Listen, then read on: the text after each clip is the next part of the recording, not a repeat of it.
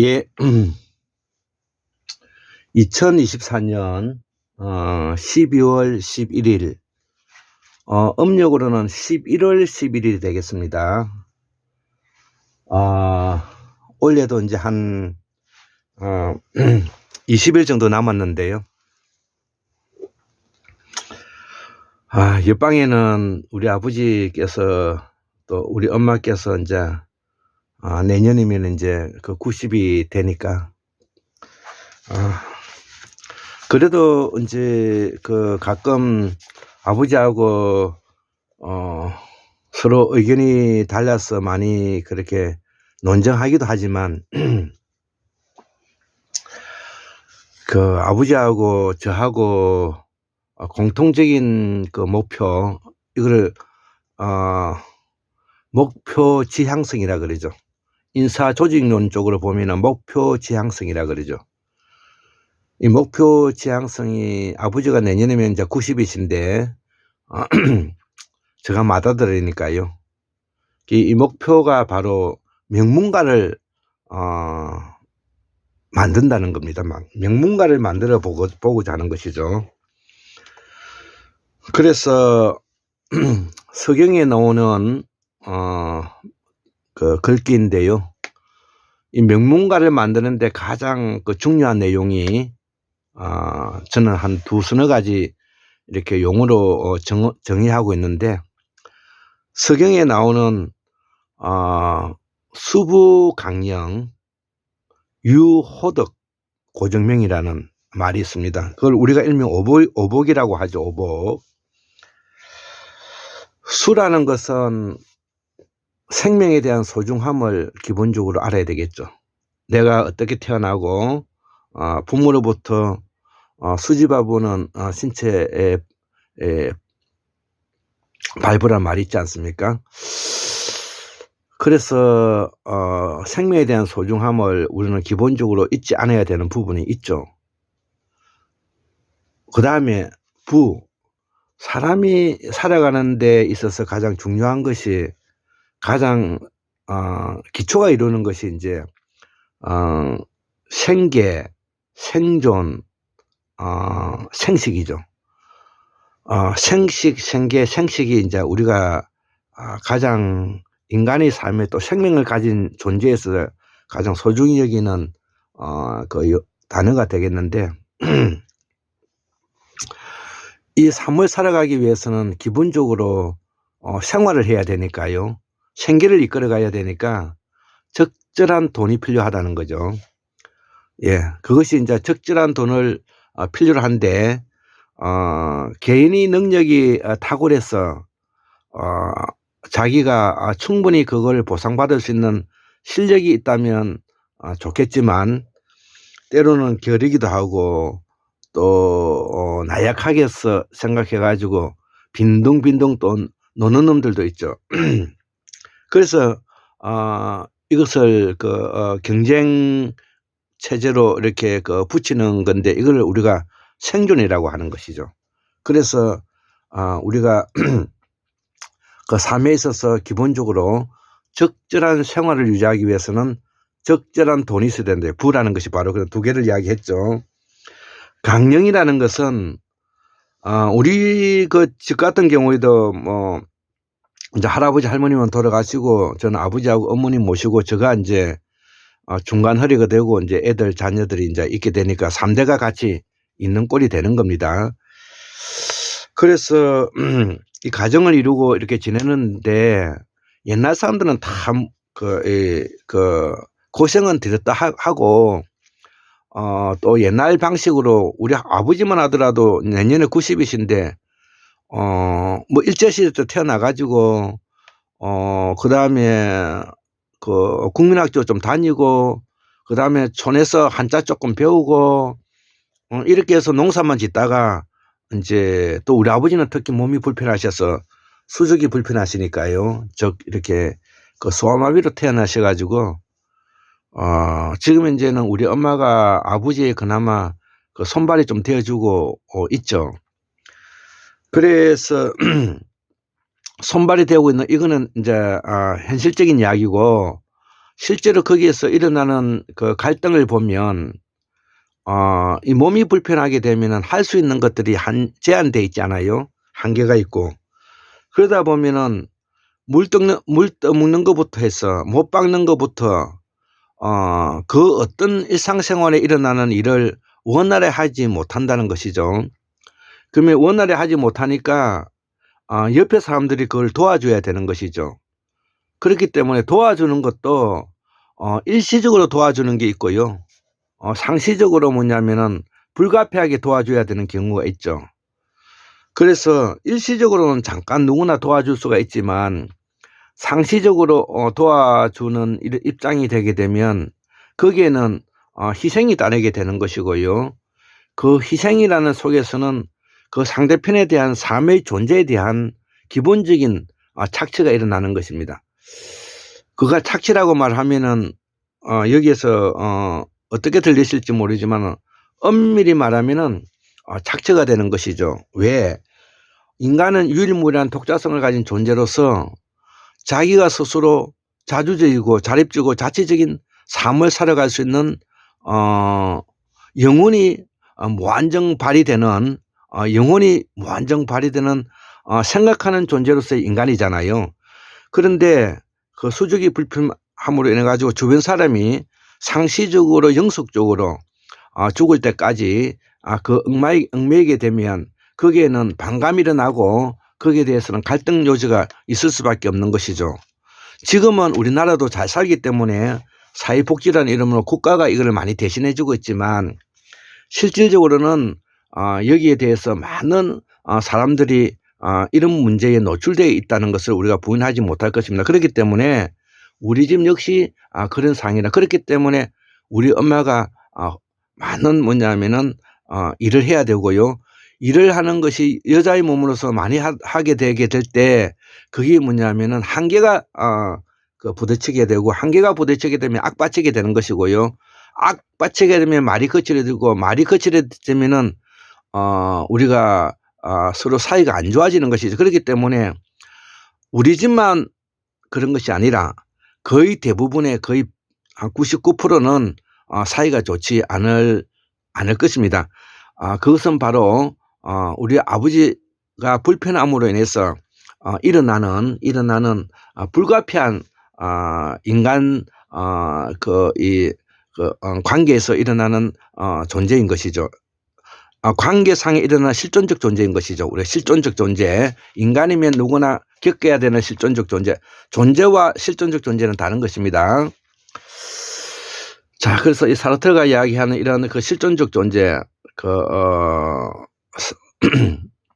실존주의가 바로 그 이야기를 하는 건데요. 그 영혼이 있는 삶을 이야기하는 것 같은 칸트가 이야기한 영혼이 있는 삶, 순수 이성 비판 이런 것을 이야기하는 내용들, 인간에게는 그러한 기본적인 이성적 기능의 순기능적 이성적 기능과 디폴트로 장착되어 있다는 것을 그런 원론적인 표현이고 실제로 우리가 삶을 살아가는 입장에서는 그런 부분이 있다는 것이죠. 자, 그래서 우리가 이러한 부분들을 우리가 공부를 하고 또 있는데 그래서 아까 앞에서 세 번째 이야기하던 바로 인간이 기본적으로 그 수부 강령 건강하고 그다음에 온전한 그리고 따뜻한 이런 생활이 유지되려면 바로 건강하면서도 그다음에 평온해야 된다는 것이죠.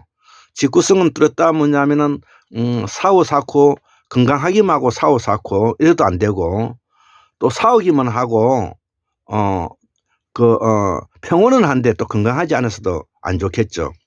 자, 그래서 건강하면서 평온할 수 있는 그런 가정이 이루어져야 된다. 이런 이야기를 하면서 그다음에 유호덕이라는 네 번째 유호덕이라는 것은 기본적으로 주변 사람으로 평이 좋아야 되는 것이죠. 주변 사람으로부터 평이 좋아야 된다는 뜻은 그 사람이 정직성실하고 옳은 행동을 해야 될 때 좋은 그런데 우리 사회는 기본적으로 돈과 자식 출세에 그 틀이 잡혀진 사회이기 때문에 우리 사회가 매우 뭐냐면은 험악하고 험난한 그런 어떤 우리가 그 몰인정한 사회 구조를 이루고 있는 것이 지난 100년 동안에 일어난 일이죠. 그래서 지난 100년 동안에 일본이 한 35년 지배를 하고요. 나머지 약 한 또 65년은 지금 현재 미국이 지금 현재 아래에 우리가 지금 현재 있는 것이죠. 자, 그래서 지난 100년 동안에 바로 이러한 규제되고 포획된 입장에서 우리가 살아왔다는 것도 부인하지 못하지만 우리의 역량이 뛰어나서 기본적으로 많은 뭐냐면 노력을 경주해서 오늘날에 여기까지 오게 되었다는 것이죠. 그 다음에 고정명이라는 것은 마지막 5번째 오복 중에서 고정명이라는 것은 뭐냐면은 삶을 살아가는데 기본적으로 인간은 누구나 할 것 없이 일상생활을 할 수 있는 우리가 이 관계가 형성하고 유지되어야 된다는 것이죠. 그 관계가 형성되고 유지되어야 된다는 것은 바로 우리가 10대에는 무엇을 하고 20대는 무엇을 하고 30대는 무엇을 하고 40대는 무엇을 하고 60대는 무엇을 하고 70대, 80대, 90대, 100, 110대, 120대까지 우리는 어떻게 갈 것인가를 우리가 설명할 수 있어야 되는데 그중에서도 가장 대표적인 것이 바로 생계, 생존, 생활을 넘어서 가지고 우리가 결혼을 해 가지고 후대가 앞으로 잘 되어 나갈 것이라는 그 기대감이 충만해야 된다는 것이죠. 그 기대감이 충만한 것이 바로 그것이 뭐냐면은 고정명인데 결혼해 갖고 자식을 낳아 가지고 그 자식이 앞으로 잘 될 것이라는 희망을 안고 우리가 살아갈 때만이 우리가 행복해질 수 있다는 이 이야기를 제가 이제 덧붙이고 싶다는 것이죠. 자, 그래서 오늘 정치산책 161번째 2024년 12월 3일 날 윤석열 정부의 비상계엄은 미국은 과연 몰랐겠는가 라는 그 2탄으로 저는 미국은 분명히 알았다고 보고요. 그러면 미국이 알았다면 왜 침묵했을까? 침묵을 하면 미국은 어떤 이익이 있었을까? 그 부분을 뭐냐면은 제가 첫 시간에 이제 강의를 했고요. 오늘은 우리가 지금 이제 당면한 그 과제에 있어서 우리 한국이 놓여져 있는 처지는 이렇게 이제 설명할 수가 있죠. 지금 현재는 신냉전 체제로 지금 이제 그 고착화되고 있습니다. 왜 그러냐면은 그동안에 미국의 일방적인 패권에 의해 가지고 중국이 어마어마한 속도로 뭐냐면은 이거를 따라왔다는 것이죠. 자, 그러면 이 중국은 우리가 대명조선이라 해가지고 삼지 제도에 묶여 있었던 과거에 대명조선의 생산자 계급의 후손들인 것이고요. 우리는 해동조선 또 동국조선이라 해가지고 제사장 중심의 후손들인 것이고요. 일본은 열도조선이라고 하는데 열도조선은 사무라이 무사계급이 중심이 되어 있던 나라인 것이죠. 그래서 일본의 열도조선인 일본이 지금 이제 제사장 조선인 동국조선을 먹어버린 것이죠. 그게 일제 이제 그 침탈인데요. 그 이후에 우리가 일본이 다시 그 코제이 미국항 뭐냐면은 태평양 전쟁을 일으키면서 거기에 우리가 나가사키와 히로시마의 원자폭이 떨어지면서 일본이 이제 이거 항복하게 되었는데 그 이후에 지금까지 약 65년 동안에는 미군이 지배 아래 뭐냐면 우리가 지금 이제 속국은 아니라 하더라도 속국과 같은 그런 이 입장이 되어 있다는 것이죠. 자, 그래서 우리는 이 분단 국가가 되었는데 지금 현재 러시아와 북한과 중국이 모두 다 핵을 가지고 있다는 것이죠. 자, 그러면 지금 현재까지는 한미일 방위 조약의 바탕을 두고 해서 미국의 핵 우산 아래 지금 현재 한국과 일본이 지금 현재 있는데요. 그래서 미국의 핵 우산 아래 종속 변수로서 우리가 살고 있는데 만약에 한국 국민들이 이제 우리 한국도 이제는 핵을 만들어야 되겠다고 만약에 국민 여론이 일어나게 되면 이 걷잡을 수가 없게 되는 것이죠. 미국 입장에서는. 자, 그래서 이번에 2024년 12월 3일 윤석열의 비상계엄이 바로 알았으면서도 방관했던 이유는, 미국이 방관했던 이유는 미국이 한국이 이러한 뭐냐면은 앞으로 이와 같은 그런 요구사항에 더 이상 그 명분적으로 방할 길이 없기 때문에, 거부할 길이 없기 때문에 윤석열이가 미친개의 짓을 해가지고 나라가 절단나게 되면 우리 한국 사람들은 그 후유증으로 앞으로 100년은 미국에 또 다시 뭐냐면은 똥구멍을 빠는 사람으로서 살아야 된다는 것이죠. 자, 그래서 저는 미국이 윤석열 정부의 구테타를, 친위 구테타죠, 비상계엄을 알았으면서도 그거를 지켜봤던 이유다, 이렇게 생각해 보는 겁니다. 저는 공부하는 사람이잖아요. 공부하는 사람. 자, 그래서 앞으로 일어날 수 있는 그런 부분에서 우리가 한번 생각해 봐야 될 일이고요.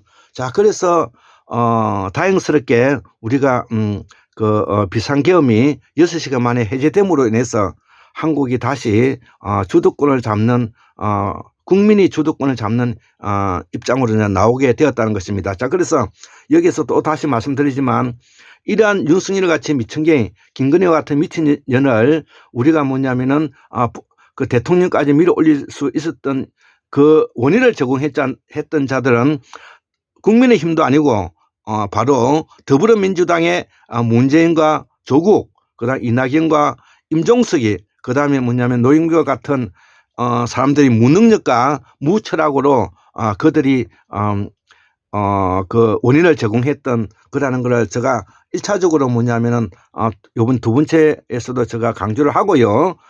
그러고 난 이후에 우리가 뭐냐면은 윤석열이가 국민의힘에 들어가가지고 오늘날의 비상계엄까지 이 나라를 절단낼 뻔하게 되었다는 것이 바로 제가 앞전에도 이야기했다시피 윤석열이가 대통령이 되면 망조가 되고, 망조를 넘어서 분명히 뭐냐면은 비상계엄도 저지를 놈이라고 제가 예전에 이 정치 산책에서 이야기를 했습니다. 자, 결국은 비상계엄을 했고요. 자, 오늘날이 지금 이제 내일 모레 이제 단행이 이제 되느냐 안 되느냐 이런 처지에 놓여 있는데, 제가 이야기하고 싶은 마지막 결론의 이야기는 바로 이렇게 미국이 이러한 요번 비상계엄을 정부로서 충분히 알았다고 보고요.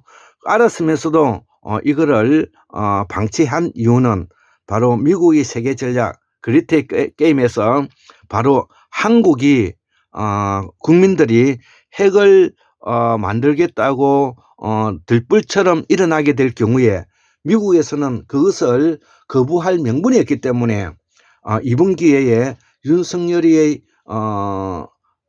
미친놈이 하는 것을 지켜보면서 항구적으로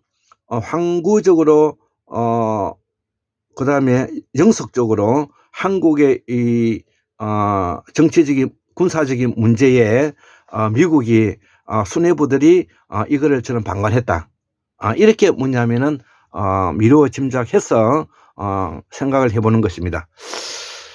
예, 오늘 두 번째 우리는 어떻게 살아가야 되는 걸 한번 생각하면서, 현재의 한국의 정치가 이것이 미국과 일본과의 어떤 연관성이 있는가. 일본도 당연히 정보망으로 한국이 윤석열이가 사고 칠 것을 저는 알았다고 보고요. 그 논리는 똑같다고 보는 것입니다. 자, 그렇기 때문에 국민을 대신해서 국민의 한 사람으로서, 공부하는 사람으로서 이런 내용을 한번 알려주고,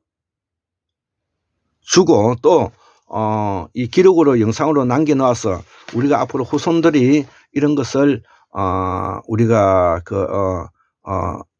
도움이 될 수 있도록 생각을 해서 오늘 유튜브를 하게 되었습니다. 예, 감사합니다.